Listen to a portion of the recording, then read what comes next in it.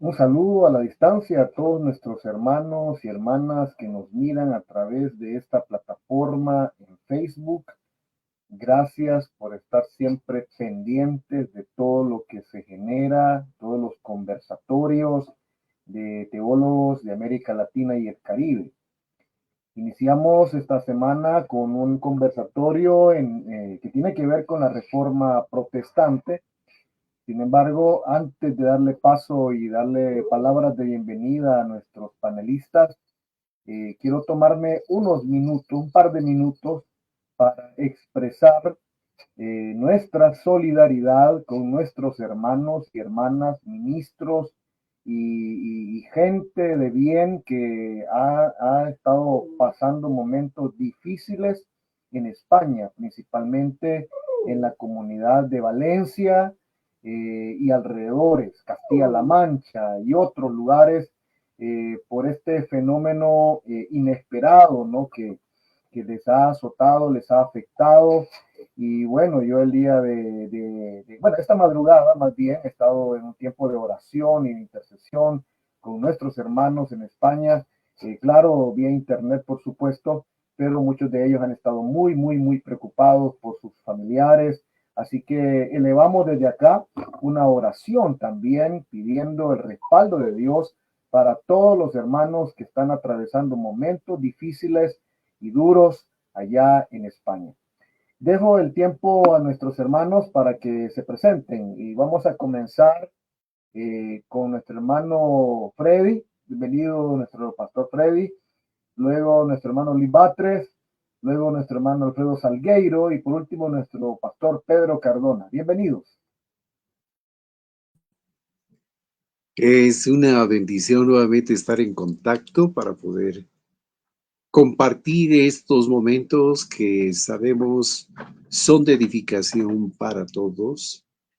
Estaremos interactuando, estaremos llevando bendición seguro a muchos y a través de las preguntas de cada uno también estaremos dando las respuestas apropiadas a la luz de la Biblia y seguramente con datos históricos que va a ser necesario tocando especialmente este tema. Muchas gracias. Gracias. Adelante, pastor Luis Batres. Bienvenido. Amén. No sé si me oyen bien. Perfecto. Pues un saludo desde la amada Guatemala. Qué frío tan rico hay aquí. Siempre es por la fiebre climática que estamos sufriendo, pero oramos por Valencia, oramos por Israel, oramos por todo el mundo. Y esta noche pues tenemos una charla muy importante para salvación, para vida, en base a las Escrituras. Que Dios me los bendiga, un gozo saludarlos. Tenía días de no estar con ustedes, pero hoy sí me gozo, pude lograrlo y aquí estamos. Que Dios me los bendiga a todos. Amén. Gracias, pastor Luis, bienvenido. Bienvenido, hermano Alfredo Salgueiro.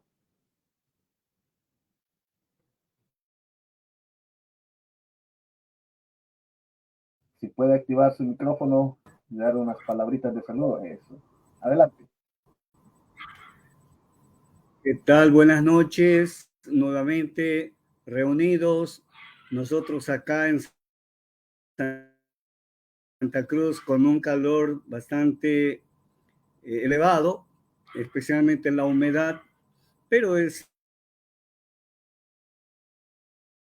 tomados de la mano de nuestro Señor y juntamente con todos ustedes compartiendo esta noche el tema que está asignado. Un gusto. Gracias, pastor Alfredo. Adelante, pastor Pedro. Buenas noches a todos los que nos ven, a todos los consiervos. Es un tiempo de mucha tristeza y dolor en varias partes del mundo. En Bolivia no es la excepción. Podemos afrontar una guerra civil, las cosas están calientes, pero estamos ahí orando al Señor y confiando en que Dios va a hacer muchas cosas por el bien de su iglesia, del cuerpo de Cristo. Bendiciones. Amén. Estamos pendientes y orando por toda también la situación que se genera allí en Bolivia, ¿verdad? Así que creemos que Dios tiene el control de todo. También quiero dar la bienvenida, ¿no?, a nuestros hermanos que nos están ya sintonizando. Siéntase en la libertad de poder expresar su saludo, sus preguntas, sus comentarios. Sí puede decirnos también desde dónde nos está mirando. Será algo bueno.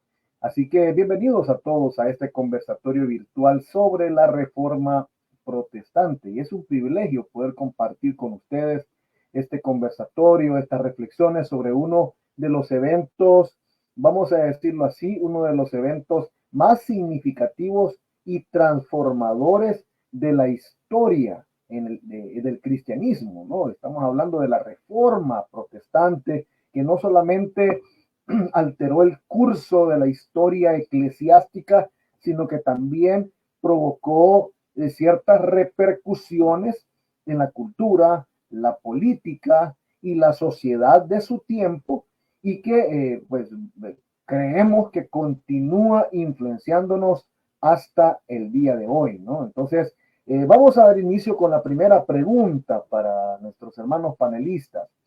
Y esto tiene que ver con cuáles fueron las principales causas históricas y sociales que desencadenaron la Reforma Protestante. Vamos a comenzar con nuestro hermano Freddy Catarí, por favor. En este aspecto, las causas inmediatas que provocaron la reforma del siglo XVI fueron principalmente los abusos en muchas de las prácticas eclesiásticas. Estos abusos se pueden clasificar en 4 categorías básicamente: en el campo doctrinal, en el de las finanzas, los cargos eclesiásticos, las dispensaciones. Hay otras causas más, sociales, históricas, culturales, los cambios que estaban aconteciendo porque había terminado ya la época de la Edad Media y se había ingresado a una etapa muy importante, como por ejemplo es el de la Ilustración. La gente se interesaba mucho en el estudio, en el análisis de los textos antiguos, y sobre esa base se planteaban nuevas ideas. Nuevas conclusiones eran a las que se arribaban en varios aspectos. Y estos fenómenos también afectaron al campo religioso. Pero tomando el aspecto de los abusos, por ejemplo, no solo era el de las indulgencias. Por ejemplo, había una práctica que se llamaba el de las anatas. Consistía en que un obispo o un abad contribuía a Roma la totalidad de las entradas que su cargo produjera durante el primer año de ocupar su puesto. Los obispos, los abades, gustosamente contribuían ese dinero, ya que después del primer año de haber contribuido a Roma, su cargo seguía produciendo jugosas ganancias, esta vez ya no para Roma, sino para ellos. Otra práctica que también hay que destacar es el de las colaciones, que consistía en cambiar a los obispos y a los abades después de un tiempo a puestos que estaban vacantes.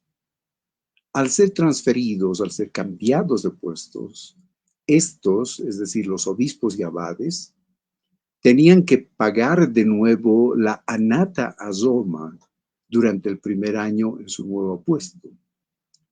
Entonces, podemos imaginar fácilmente cómo Roma podía manipular las transferencias a fin de producir más anatas, las cuales producían, por supuesto, más ganancias, más entradas. Otra práctica es de las preservaciones, que consistía en la práctica de reservar los mejores puestos eclesiásticos para que los disponga directamente el Papa. Los puestos eran aquellos que representaban las mejores entradas monetarias, por supuesto. El Papa enviaba un representante en su lugar y recibía todos los fondos que se generaba por estas operaciones llamadas las preservaciones. Por si fuera poco, habían otras más, como por ejemplo las expectativas, que consistía en vender los cargos eclesiásticos al mejor postor antes de que quedaran vacantes. Se ofrecían estos puestos que, correspondían al clero, y quienes, por supuesto, pugnaban por estos cargos, no eran necesariamente personas que se estaban formando en los seminarios, en los lugares de entrenamiento de religiosos, sino gente particular que no tenía ninguna formación religiosa, pero que tenía mucho dinero para poder pagar. De esta manera, el Papa se aseguraba no solo de las rentas anuales, es decir, de las anatas, sino también de una suma considerable por concepto de derecho a tomar el puesto o cargo eclesiástico. También otra práctica es el de las dispensaciones. Estas tenían que ver con excepciones a violaciones de la ley canónica.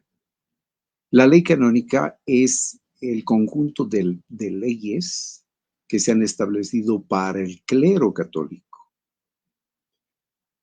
Entonces se hacían excepciones. Si la ley canónica establecía que no se permitía que alguien ocupe cierto cargo sin cumplir los requisitos, entonces se hacía una excepción pagando, otra vez, cierta cantidad de dinero.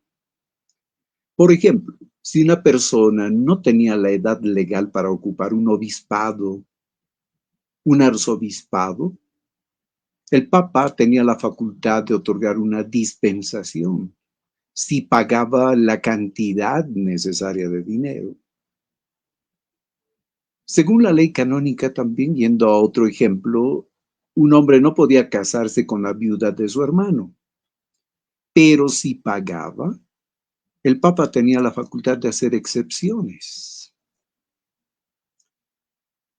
La simonía era una práctica de venta de puestos eclesiásticos a clérigos por parte de ciudadanos comunes que tenían dinero. Imagínense, puestos eclesiásticos en manos de personas particulares.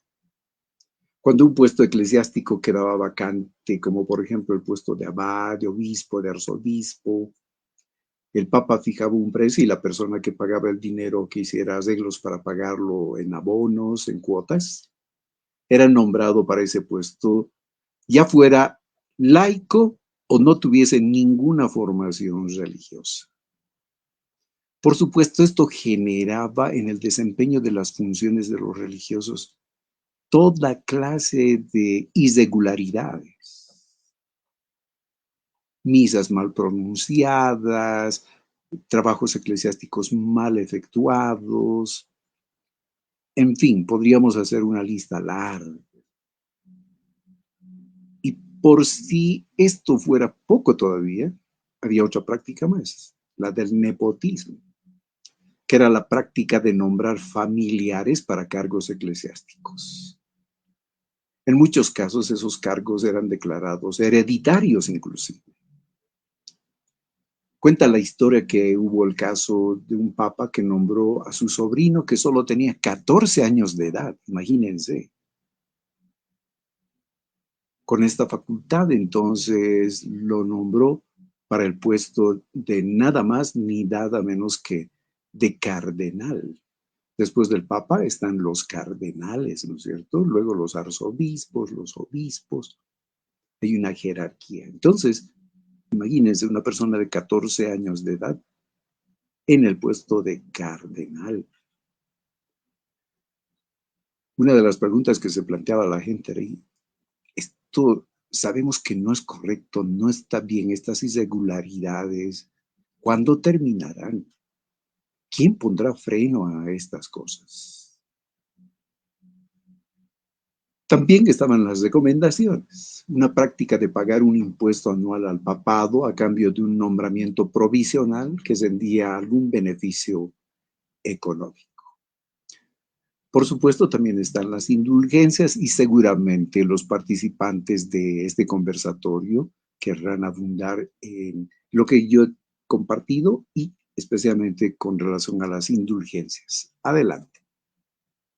Gracias, Pastor Freddy. Interesante su aportación. Pero, Pastor Luis, ¿qué más podemos agregar con respecto a esta pregunta, ¿no? Sobre las causas históricas principales que vinieron a desencadenar, ¿no? En lo que ahora se conoce como la Reforma Protestante. Adelante. Muy bien, no sé si hay más que agregar, pero voy a tratar de dar algunos detalles, ya que me parece muy interesante. No tengo muchos, pero como mi hermano Freddy los explicó muy bien, el que más le dolió básicamente a Martín Lutero fue lo de las indulgencias. ¿Cómo era posible que una indulgencia quitara simplemente así el pecado? Creo que lo vamos a hablar más adelante, el pecado de las personas y por qué el Papa tenía esa autoridad. Básicamente era una lucha y en esa época, escúchese bien, solo la alcurnia, solamente el clérigo, solamente las personas económicamente en posiciones elevadas, tenemos a categorías incluso alemanas, porque se habla en esa área, que tenían comprado el poder y solamente los clérigos, los sacerdotes, tenían derecho a leer la Biblia. Las homilías, o sea, las prédicas o las lecturas públicas o en las sinagogas o en las iglesias, eh, era permitido solamente a los que estudiaban la Biblia, solo eran los sacerdotes. Estaba prohibido para la plebe en ese entonces, así es, para los pobres, pues. Entonces, este hecho marca la historia de las 95 tesis que Martín Lutero presenta, que a él le pareció que no estaban bien. No es en sí, muchos dicen que Martín Lutero llegó a clavar las 95 tesis, pero él en realidad lo que hizo fue que presentó estas 95 como querellas, porque no le pareció lo que estaban haciendo. Exactamente, el 31 de octubre de 1517 inicia esto, la problemática de las indulgencias, y el problema era que querían construir una capilla, la capilla Sixtina. Entonces Lutero sostenía que estaban mal utilizando la economía, se estaba malinterpretando la fe cristiana, había corrupción, ya lo mencioné hermano Freddy, había mucha corrupción en los poderes, el papado era el principal. Entonces, Martín Lutero, a la hora de ver este tipo de cosas, él se hastió de tantas cosas, incluso de los países nórdicos o europeos, el pago de impuestos, el rechazo al control, a que había que reformar, no les gustaba ese tipo de cosas. Habían abundantes, oiga bien, abundantes acusaciones de corrupción, falta de fe y de malas cuestiones papales, rechazando cualquier cuestión humana o cualquier cuestionamiento. Martín Lutero viene y dice, bueno, eso no está bien, bíblicamente no está bien. Esa parte no les pareció y dijeron, este está en contra de nosotros. Llamaron a Martín Lutero y ahí fue donde él pudo decir algunas cosas. Lo confrontaron incluso a estas acusaciones de los papas, las acusaciones del poder, del dinero, manejar el dinero. Fíjense que el estado de pobreza del Sacro Imperio Romano Germánico había incluida clases nobles, clases poderosas, eran clasistas. Entonces, la nación católica se sintió afectada porque Martín Lutero viene y él empieza a leer la Biblia. Y yo creo que el Espíritu Santo fue quien le guió para poder dar estas reformas. Y no solo él empezó, ya venían desde años atrás, pero él se animó a poder presentarlas ante el Papa, ante la junta que él tenía, y decirles, eso no está bien. Incluso, si usted ya no ha leído las 95 tesis, hasta está el celibato. Incluso él peleó contra el celibato. Él dijo, no es correcto, mejor que se casen, porque la Biblia dice que es honroso el matrimonio. Esto para ellos fue este loco que está diciendo, incluso el purgatorio. Más adelante también creo que lo vamos a ver, hermano Francisco. Aparece el purgatorio, la muerte. Tenían que pagar por todo, hasta por un culto, hasta por si había un muerto, había que pagar. O sea, muchas cosas que no les parecieron. Quiero terminar con esto. Entonces, esas fueron las principales causas sociales que desencadenaron la reforma protestante, que hasta el día de hoy incluso se siguen practicando algunas y la gente aún no se da cuenta, pero que Dios nos ayude y que el Espíritu Santo, así como ayudó a Martín Lutero a reformar, pero él leyó la Biblia y yo creo que el Espíritu Santo estaba con él. Que Dios me lo bendiga. Muchas gracias, Pastor Luis. Pastor Alfredo, ¿qué más podemos agregar en este aspecto, hablando de las causas históricas que originaron la reforma? Ciertamente, el 31 de octubre, todos los del papado, toda la crema del papado y toda esa jerarquía eclesiástica no se la imaginaba que ese 31 de octubre de 1517 iba a ser un boom, un estallido que iba a durar hasta el año 1648. Martín Lutero, un hijo de un vendedor de manzanas, un día menos pensado recibe un rayo, casi lo mata a él y se hace un sacerdote. Y cuando se hace un sacerdote, él entra para estudiar y ser un monje adentro y se lleva con las sorpresas al igual que la sociedad afuera. Él entra adentro y cuando él entra se da cuenta que la Biblia no se la leía y no se estudiaba la Biblia. Y entonces, ¿qué hace él? Lo que él hace es, durante las noches, con una lámpara así de esos tiempos, a mechero, se tapa con una sábana y empieza a leer la Biblia. Y cuando empieza a leer la Biblia, ahí a escondidas, se da cuenta que el capítulo 2, verso 8 del libro de Efesios no era practicado por el papado, no era practicado por nadie. Y ahí empieza él a escribir sus 95 tesis, sus críticas referente a todo lo que se hacía. Sabemos que una de las causas principales fue la corrupción, la falta de fe, que también el financiamiento para la construcción de la Basílica de San Pedro, y también una de las cosas que ellos sostenían era precisamente la idea de que el hombre podía quedar absuelto de sus penas si él podía hacer una cancelación. Y ellos empezaron a ver que se podía vender para la salvación, para el bautismo, para un matrimonio, para una dedicación de niños y para cualquier otra misa, para el responso del purgatorio, del limbo, y todo eso se tenía que pagar. Entonces, eso no concordaba, no coincidía con el capítulo 2.8 de Efesios, y es por eso que él, para el 31 de octubre, ahí en la catedral de Wittenberg de Alemania, sorprende a todos aquellos que estuvieron y ahí empieza a suceder lo que nadie se imaginaba. Ciertamente, para muchos todavía hoy en día es desconocido. Hoy estamos en fecha 30 de octubre, o sea, con el día de mañana se estaría haciendo un recordatorio sobre la reforma.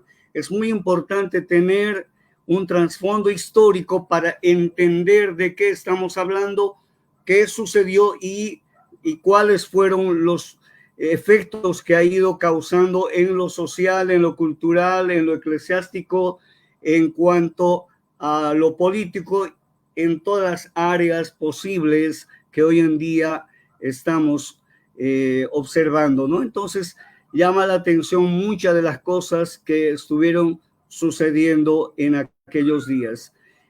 Mucha gente no sabe hoy en día cómo se ha construido, con qué dinero, pues aquí fue su inicio de cómo se pudieron llevar adelante todo ese propósito. Y como decía nuestro consiervo Luis, ciertamente creo que ya era hora que se haga algo, porque también la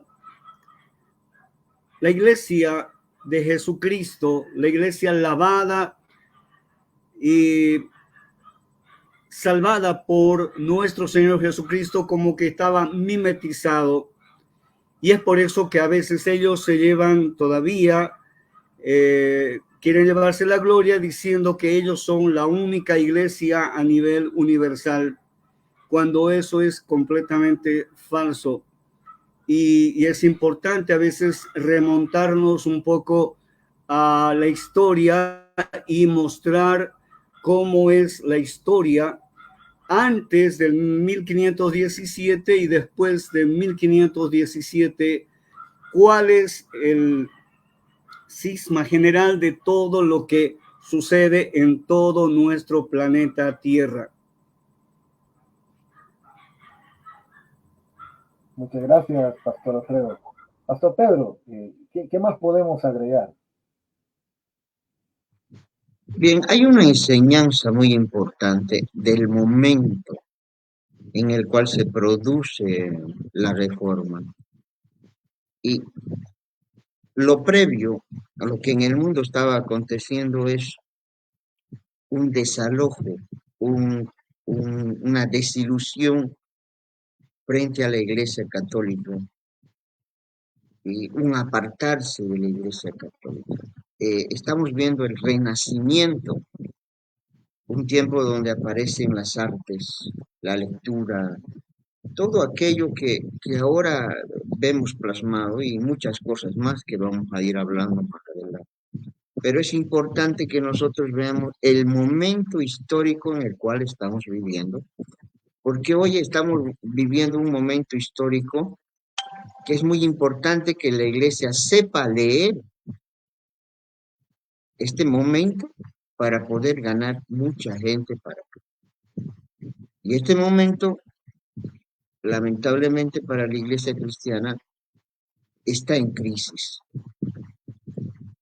Por malos testimonios, por malas cosas, por malos manejos, hay una crisis espiritual dentro de la iglesia. Eso le pasó a la iglesia católica y puede ocurrir, pero es importante que nosotros veamos.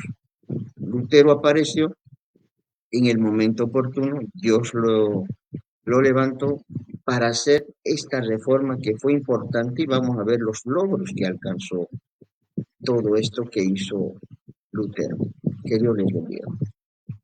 Muchas gracias, Pastor. Y bueno, precisamente eso me lleva a preguntarles en relación a esto. Ya vimos las causas históricas, ¿no? Políticos, religiosas, sociales, que dieron origen a este movimiento, pero ¿cuáles fueron las principales doctrinas y los principios teológicos propuestos por Martín Lutero y cómo contrastaron con las enseñanzas católico-romanas de su época?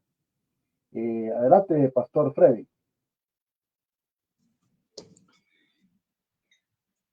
Previamente hay que señalar que la reforma no es un evento instantáneo.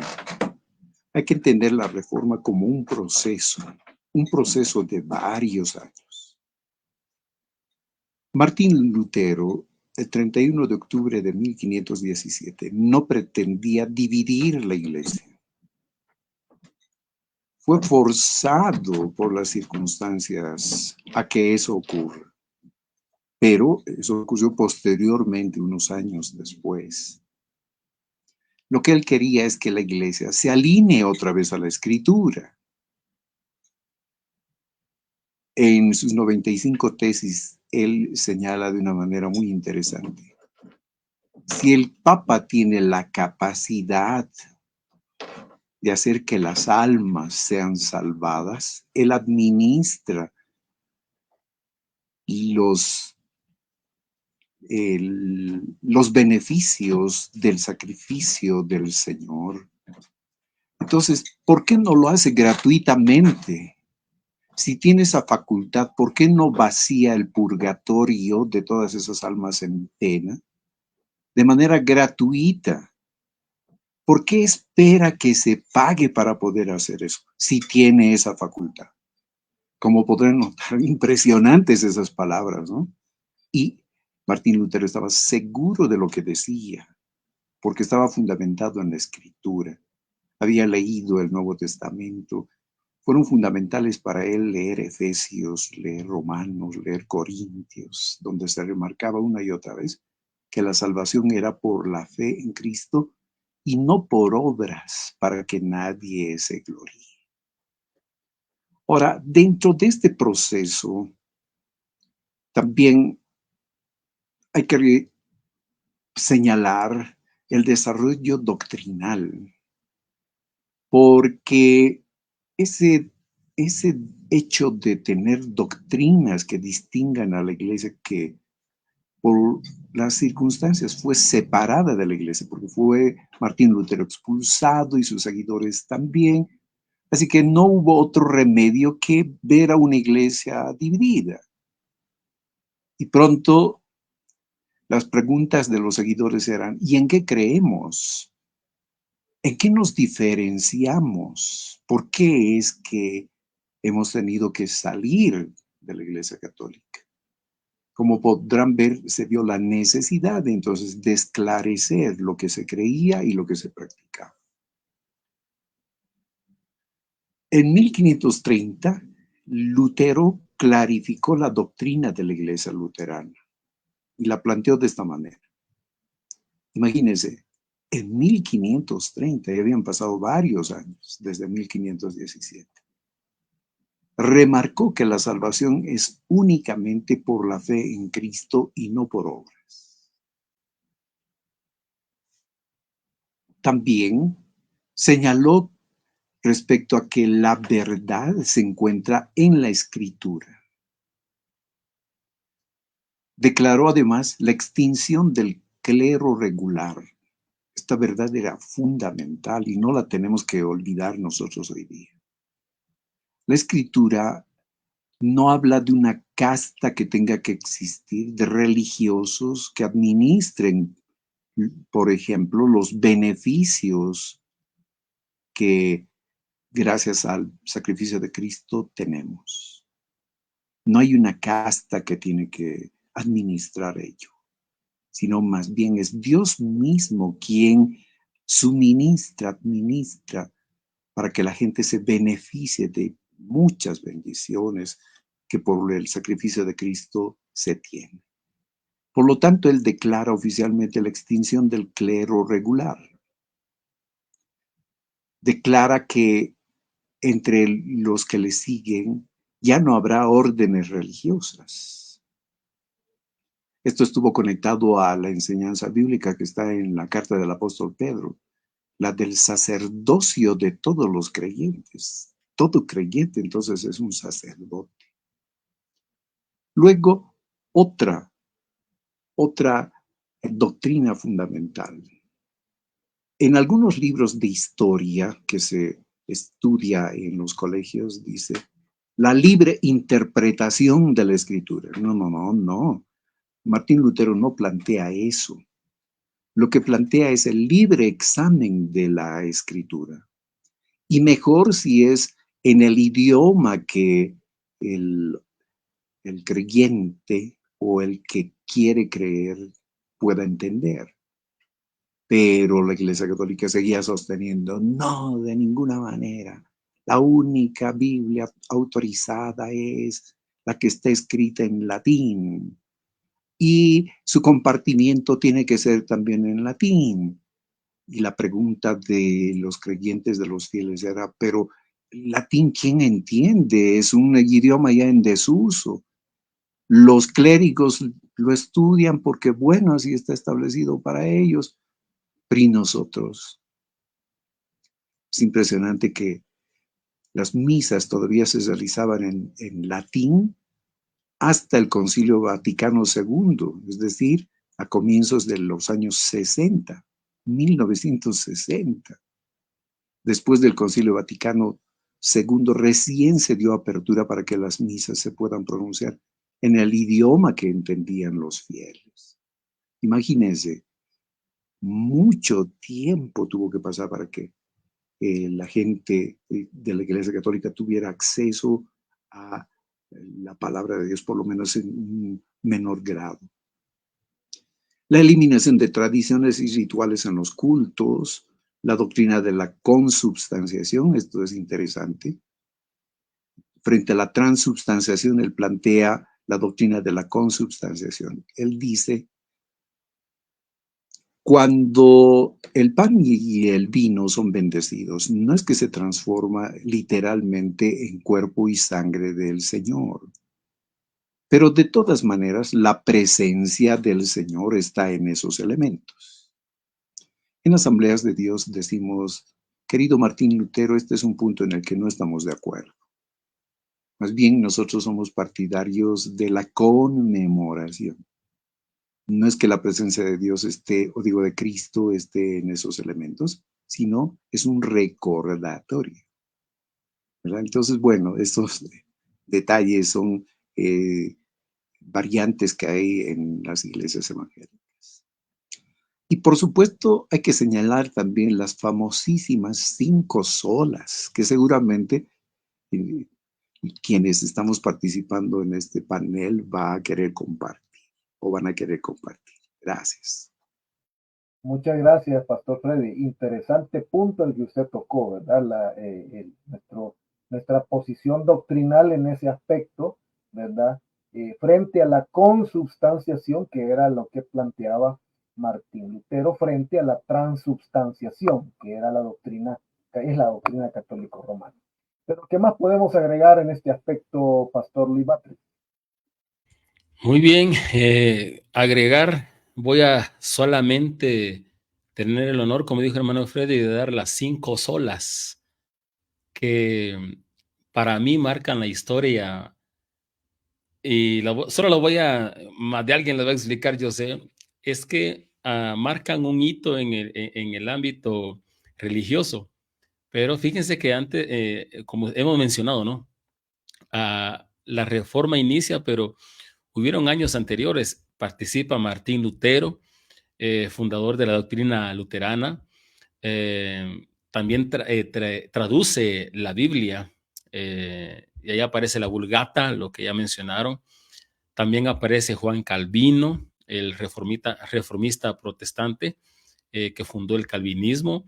Aparece Ulrico Zwinglio, un líder reformante en Suiza, que también ayudó mucho a la traducción bíblica en alemán y conocido también hoy como la Biblia de Zurich. No sé si han oído ustedes de esa Biblia. Una vez nada más tuve el ejemplar en mis manos, de ahí no sé qué la hice. También aparece Jacobo Arminio, quien dan sus propuestas, ¿no? En propuestas personales. Incluso Juan Calvino tenía sus propias interpretaciones. Martín Lutero incluso tradujo la Biblia sin supervisión de personas profesionales, o mayormente conocido como la alta crítica, ¿verdad? Que hemos oído de la alta crítica. pero se plasmó, y aquí van las 5 solas, se las saben todos, se las puedo decir en latín, pero mejor se las voy a decir en español. Una sola escritura, una sola fe, una sola gracia, solo Cristo salva y solo a Dios la gloria. Miren qué bendición. Eso me encanta porque en esta reforma, o sea, en esa época de 1500, 1600 en adelante, se trataba de la culpa y el arrepentimiento. Incluso Martín Lutero, una de sus tesis, de la 1 hasta la 8, habla de la culpa y el arrepentimiento. Y nos dice que la salvación no es por obras, es por gracia. Y utiliza varias citas bíblicas para ello. Incluso Martín Lutero en las siguientes, si usted ha visto las tesis, habla de la muerte, lo que es en realidad la muerte, que el Papa, o sea, nadie puede pagar dinero, como dijo hermano Freddy, para sus muertos. Hermano Alfredo también mencionó algo muy interesante acerca de ello. Y hermano Pedro nos decía, cuidado con la iglesia de hoy. Sí, tenemos que tener cuidado, porque muchos líderes como que se están apoderando de los cargos, que porque no tienes licencia, que porque esto, que por aquello. O sea, quieren a ley tener cargos como ejecutivo. Dios mío, digo yo, cuando le llaman la atención a uno, ¿y en dónde está el amor de Dios, la gracia? Una vez me rebajaron mi licencia aquí en Guatemala por un error que cometí de principiante, pero me dijeron, no, es que Luis Batres ya sabe, él ya conoce. Bueno, pues dije yo, mejor pedí disculpas, me dijeron que me estuviera tranquilo, no me gustó la verdad, pero solo por una cuestión. Y bueno, pues digo yo, entonces ahí caemos creo que es nepotismo, si no estoy mal, o en el abuso de autoridad, cuando creemos que siguiendo un reglamento, muchas veces hacemos, puedo decir, este es el reglamento de Asamblea de Dios.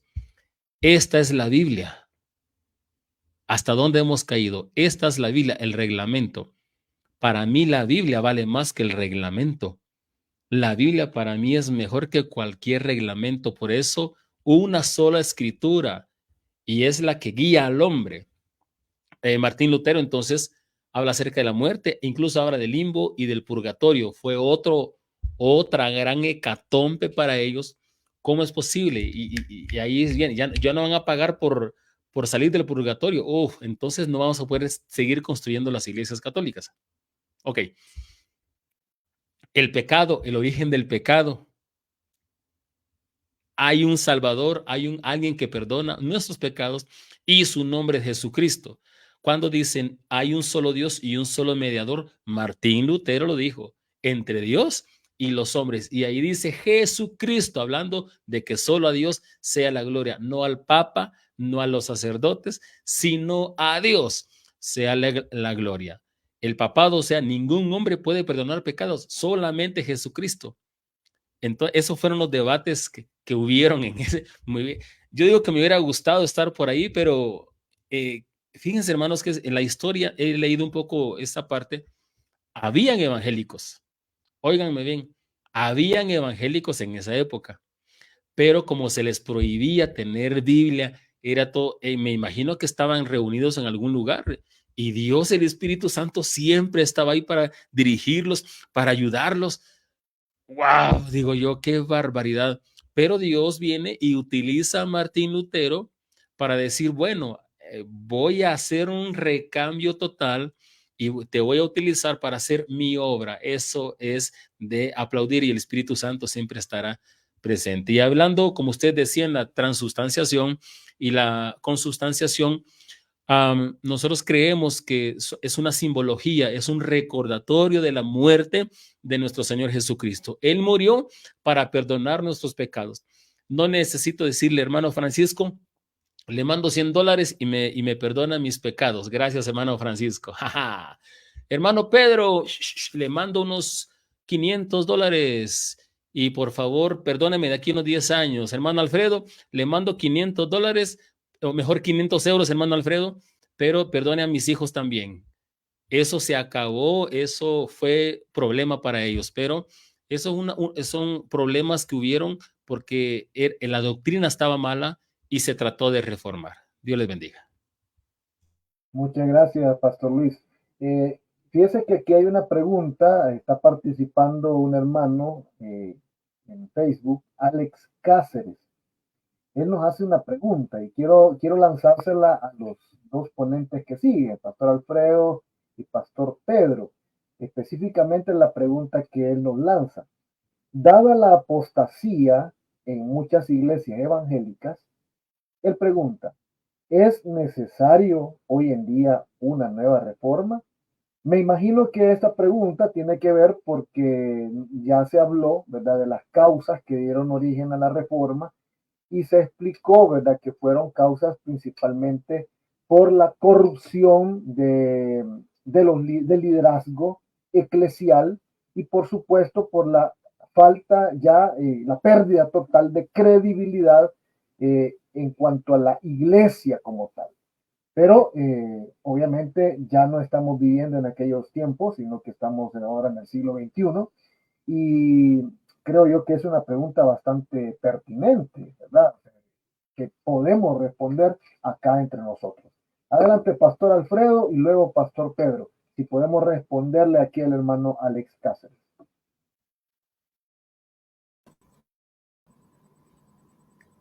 Creo que una de las cosas que marcó para que aparezcan esas 4 denominaciones después de la reforma, para el momento, no terminé de decir, intencionalmente lo dejé para este momento en el libro de Efesios 2:8, cuando dice que el hombre no puede ser salvado por obras para que nadie se gloríe, sino es por gracia, es por fe. Entonces, lo que quedó y lo que necesitaban en ese momento eran 3 cosas. Uno era la justificación por fe. 2, era que la Biblia, la palabra de Dios, era infalible. Y 3, algo muy importante, el sacerdocio universal. Eso fue lo que necesitaban. Pero yo hice una lista referente, y enseguida le respondo a Alex. Hice una lista referente a lo que realmente nos separa a la denominación católica y también a nosotros los que nos denominamos hijos de Dios, la Iglesia de Cristo. Una de las preguntas que todo el mundo estamos en duda, y también está en el libro de Josh McDowell, Evidencia que exige un veredicto, es: algunos pastores dicen todavía que Jesús fue 50% hombre y 50% Dios. Y una de las listas es esta: ¿Cristo es verdadero Dios? ¿Cristo es verdadero hombre? ¿María fue la madre de Dios?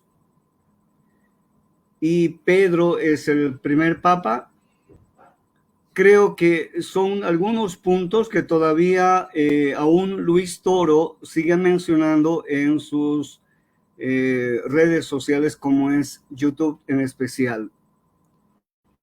Y bueno, lo que mencionaba el pastor Freddy, referente también a la Santa Cena, al bautismo. Y otro de los detalles que acá en lista era: ¿nosotros somos predestinados o tenemos un libre albedrío? Y ciertamente ya los problemas posteriores, en los concilios posteriores, también han estado entre 2 personajes también de la denominación católica, Agustín y el famoso Pelagio. Y otros que abordaron fueron también Martín Lutero y Erasmo. Y también hubieron otros como Calvino y Arminio también. Y por último, el famoso Whitefield con Juan Wesley. Y hay algunas cosas todavía que hoy en día necesitamos ir aclarando y también observando. Es cierto que tenemos una corriente de pensamiento y muchos todavía sin leer la Biblia, sin conocer la Biblia, están basándose en estas líneas, o sea, esta corriente de pensamiento basados a Arminio o Calvino, y eso hace, acá hay algo que necesitamos saber. Lo que necesitamos entender es la denominación católica, después que los padres de la iglesia, allá por el año 140 después de Cristo, cuando hicieron el canon, lo que hicieron ellos fue monopolizar toda la información que se encontró hasta ese momento. Y ellos han monopolizado, y es por eso que ellos se han denominado como la iglesia verdadera de Cristo, aún hasta el día de hoy. Y los que nunca pudieron tampoco por completo mostrarnos su verdadera separación y su verdadera identidad fueron los que hasta el año 1962, cuando vino el Papa Pío XII e hizo las reformas dentro del papado, y por eso también lo mataron a él. Una de las cosas que él dijo que no se tenía más que estar teniendo el celibato. Hizo así algunas otras reformas, diciendo que nosotros hasta ese momento éramos los protestantes, y después ahora se cambió por los hermanos separados.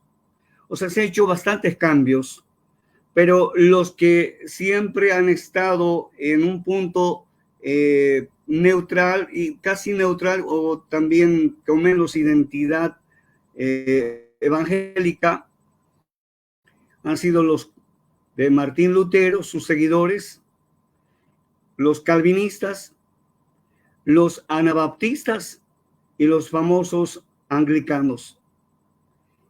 Ellos, estas cuatro, si queremos llamarlos protestantes, tendríamos que decir por qué ellos son de esa línea, y posterior a estos cuatro también están los menonitas, los cuáqueros, los unos y tantos otros todavía que han venido. Y ahora con las novedades que hemos estado teniendo por el asunto del apostolado, por esa corriente de predicadores progresistas, entonces yo creo que la iglesia, especialmente la que está determinada en el continente americano, hemos tenido una visitación muy especial allá por el año 1900 hasta el año 1906, y luego hasta el año 1914 con William Seymour, cuando se origina allá en California, en la calle Azusa. Luego vienen otros predicadores que fueron usados por el Espíritu Santo, pero hoy por hoy, ya para el año 2000 para adelante, porque las asambleas de Dios acá en Bolivia, por lo menos, hemos denominado la década 90 como el año de cosecha. Tuvimos una manifestación increíble, pero hoy por hoy, del 2000 para este tiempo, no tenemos la misma fuerza que teníamos con la predicación de Julio César Ruibal acá en Bolivia, con Billy Graham, y también, aunque era de la línea bautista, Luis Palau y tantos otros. Pero hoy ese mover del espíritu se fue al África. Entonces, yo creo que en estos días necesitamos volver a las sendas antiguas, volver otra vez a buscar la presencia de Dios para que Él pueda ponernos y mantenernos dentro de la línea pentecostal, cómo nos identificamos en este continente. Y creo que en los últimos meses y años que son subsiguientes a nosotros, necesitamos volver a eso, porque estamos entrando a otros cambios en la sociedad y sabemos que de una generación a otra se pierde 30% de moralidad. Entonces, por lo tanto, creo que en este tipo de debates y charlas y todo lo demás, necesitamos concientizarnos y necesitamos saber cuáles son nuestras raíces, dónde estamos fundamentados y ciertamente mantener la línea. Pero si no tenemos la cobertura y también la manifestación del Espíritu como se movía en aquellos años pasados, en las décadas pasadas, ciertamente creo que podríamos, tal vez las nuevas generaciones, forzar a una especie, tal vez no una reforma completa, pero sin embargo una especie de reforma en el espíritu. Muchas gracias, Pastor Alfredo. Pastor Pedro. Bien, el punto clave de este tema es por qué hay una corrupción o un alejarse de la Biblia. Es precisamente cuando aparece Constantino y ahí se degrada mucho lo que es el llamado y la espiritualidad, el guía y las personas que van a guiar. Antes de eso, las cosas iban bien, la doctrina iba bien, aunque con muchos impedimentos, porque la doctrina estaba siendo de boca en boca, no tanto por libros, sino por manuscritos. Y a esto ayudó mucho lo que es la imprenta. Pero son muchas cosas, son muchas situaciones y son muchos años. Pero la reforma es un punto inicial para ver las cosas de otra manera. Exactamente, Martín Lutero no quería salirse de la Iglesia Católica, sino que la Iglesia Católica reformule algunas doctrinas que tenía, por la mayoría. Entonces, esto de los separatismos, estas cosas que vinieron, aunque está en la Biblia y es profético, surgieron por ese mal entender de las intenciones que tenía Lutero. Es un mal entender, porque Lutero nunca quiso alejarse de la Iglesia Católica, sino que la Iglesia sea reformada. Ahora, cuando nosotros hablamos, el hermano Alex habla de otra nueva reforma, no implica, y lo que respondió el pastor Luis Bratres es exactamente lo que es y lo que necesitamos en este tiempo. Retornar a la escritura, retornar a las oraciones, ¿no? No de 5 minutos, no de 15, no de media hora, sino constantes. Y retomar la espiritualidad y el Espíritu Santo en este tiempo, que es muy peligroso, que estamos en un tiempo de deterioro. El mundo está andando proféticamente hacia el globalismo, pero la iglesia está acompañando, la iglesia está apoyando y está haciendo esa función. La iglesia no se aleja del mundo, la iglesia ya se ha vuelto parte del mundo. Hay muchos pastores que apoyan políticas que son totalmente contrarias al Evangelio y a lo que Cristo manda. Todo eso implica un análisis profundo de cómo el nuevo liderazgo está proponiendo el Evangelio de Jesucristo. Porque lo que aprendieron fue por descuido de los que enseñaron, o simplemente no inculcaron la verdadera fe. Y es importante lo que dice Ale, dice sola escritura. No había escritura. Pero en este tiempo no podemos reformar, tenemos que volver a la senda antigua. No se reforma, se vuelve a la senda.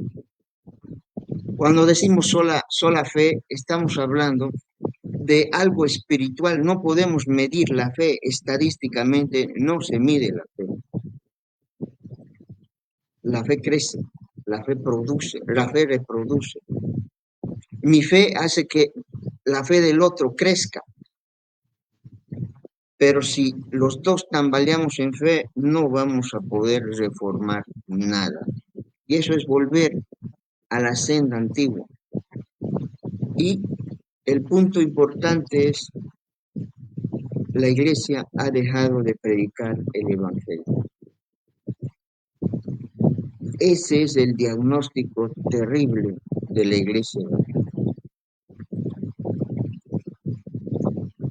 Está predicando o ha convertido la iglesia en una sociedad de hermanos, con actividades, con muchas cosas.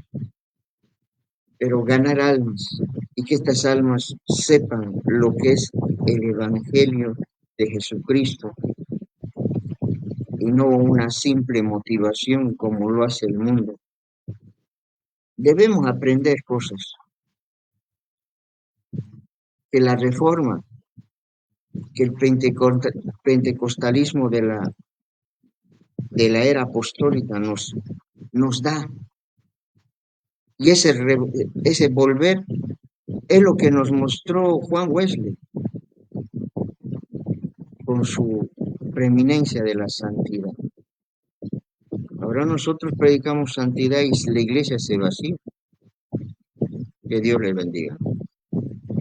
Muchas gracias, Pastor Pedro. Mire, se nos ha ido el tiempo. Este es un tema interesantísimo y yo no sé ustedes, pero yo ni he sentido y ya pasamos la hora.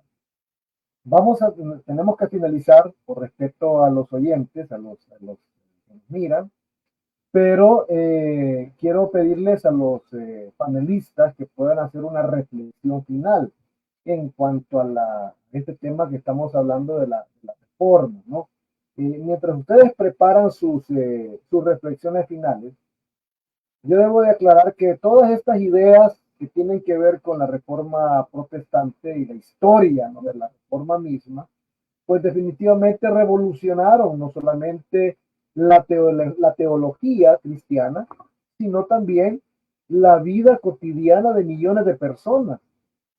La reforma protestante impulsó la traducción de la Biblia a lenguas vernáculas.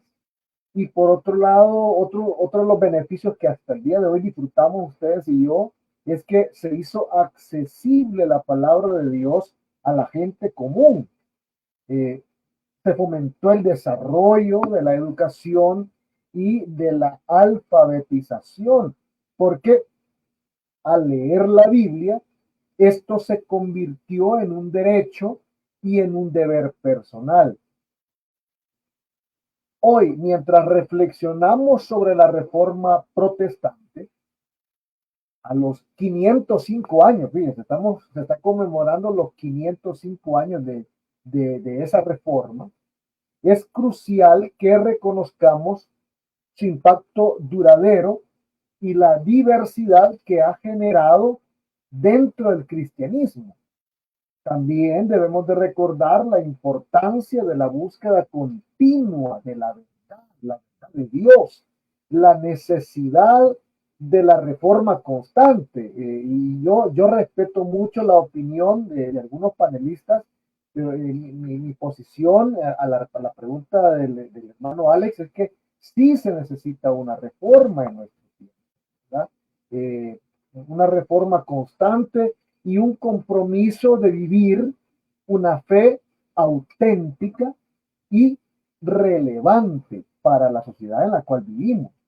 Y yo espero que este conversatorio nos permita profundizar, ¿no?, en nuestra comprensión de todos estos eventos que se generaron después de la Reforma y los principios fundamentales de nuestra fe cristiana, de tal forma que nos sintamos inspirados a continuar explorando y viviendo nuestra fe de una manera significativa. Esto nos ha brindado, creo yo, un buen contexto para hacer nuestro diálogo. Y yo personalmente estoy emocionado, ¿no?, de todas las reflexiones, de las preguntas, de los comentarios que han surgido en relación a este tema. Pero dejo el tiempo para la reflexión final a nuestros panelistas, comenzando con el pastor Freddy. Adelante. Es fundamental que sobre la base de lo que conocemos, de lo que Dios hizo con la Reforma, hagamos un compromiso renovado para que esos postulados no queden en archivos o solo en algo histórico, sino que nos aseguremos de que cada uno de esos pensamientos, esas verdades, las estemos viviendo. Y además, las estemos también compartiendo y cuidando de que no nos salgamos, no solo de esos postulados de los reformadores, por sobre todo de los parámetros de la Escritura. Una tarea difícil, sí, pero no imposible. Tenemos el desafío de escudriñar la Escritura. Ahora la tenemos a la mano en todos los formatos y accesible de manera gratuita para todos. No nos podemos dar el lujo de no estudiarla, de vivirla, de ponerla en práctica y de compartirla. Tenemos esos desafíos. Dios les bendiga. Amén. Muchas gracias, pastor Freddy. Adelante, pastor Luis. Amén. Si hay que reformar algo, creo que es nuestra vida espiritual. Antes de intentar hacer otra reforma protestante, bueno, no sé si a quién reformaríamos, pero ora, lee la Biblia, vive en santidad, comunícate con el Señor. Se ha perdido. Entonces te animo a que si Martín Lutero pudo luchar contra cualquier vertiente que tenía, tú hoy luches contra ti mismo. Quita toda pereza, quita toda angustia, toda ansiedad. Lee la Biblia. Yo te aseguro que te vas a sentir mejor. Ora y llora. Te aseguro que te vas a sentir libre porque el poder del Espíritu Santo te va a ayudar. Entonces, si necesitas ser cambiado hoy, puedes cambiar en el nombre de Jesús y tu vida va a ser reformada. Ánimo y adelante. Amén. Muchas gracias, pastor Luis. Adelante, pastor Alfredo.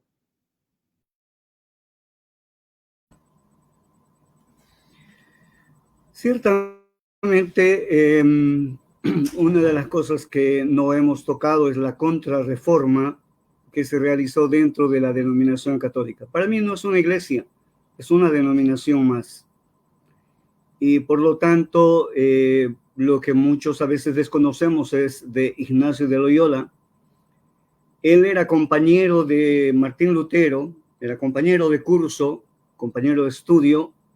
Y cuando Martín Lutero hizo esto, lo que hizo Ignacio de Loyola, 4 años después, en 1521, porque la reforma fue el 17 1517, pero él llega hasta el año 1545 en el Concilio de Trento, establece donde nacen los famosos jesuitas. Él fue un general y lo que él hace es que nosotros tal vez hemos descuidado como iglesia y también en algunos hemos ido, y eso ha hecho también que no hayamos sabido manejar y nos hemos secularizado. ¿Qué hizo Ignacio de Loyola? Se metió dentro de lo que es lo económico. que los jesuitas están metidos dentro de lo que son los estudios, universidades, colegios, y también están metidos dentro de la comunicación, como radio, televisión hoy en día y las redes sociales. Y nosotros en el pasado hemos estado metidos dentro de lo que es el ayuno, la oración, la lectura de la palabra, la visitación, la predicación, pero después cuando hemos visto que se podía hacer un trabajo, ya sea abrir, no hacer tal vez un servicio social, pero sí se podía hacer una acción social en colegios, en clínicas y otros medios, como también los medios de comunicación. Entonces creo que solamente necesitamos reflexionar, reconsiderar, sentarnos entre todos y que ese sentarnos sea para reflexionar y decir, bueno, ¿dónde estamos rengueando o flaqueando? Quiero decir, acá en Santa Cruz, cuando alguien no puede caminar bien o está mal del pie, se le dice renguear. Entonces, ¿dónde estamos flaqueando? Y alguien dijo, ¿no? A alguno de nosotros siempre rengueamos de una pata, o sea, de un pie. Entonces, por lo tanto, creo que si estamos en ese sentido un poco débiles, estamos rengueando, entonces yo creo que necesitamos volver otra vez y tocar las puertas del cielo para que esa lluvia prometida de la presencia del Espíritu Santo, porque el que convence de pecado y justicia es Él. Entonces necesitamos eso y que Él tenga el acceso posible a los medios de comunicación, también a esos puntos donde tenemos que seguir enfatizando en centros de rehabilitación, también meternos con los niños, con los ancianos, con las viudas y todo eso, ayudar, pero sin perder la presencia y la identidad con el Espíritu Santo. Un abrazo, que Dios les bendiga. Amén. Muchas gracias, Pastor Alfredo. Pastor Pedro.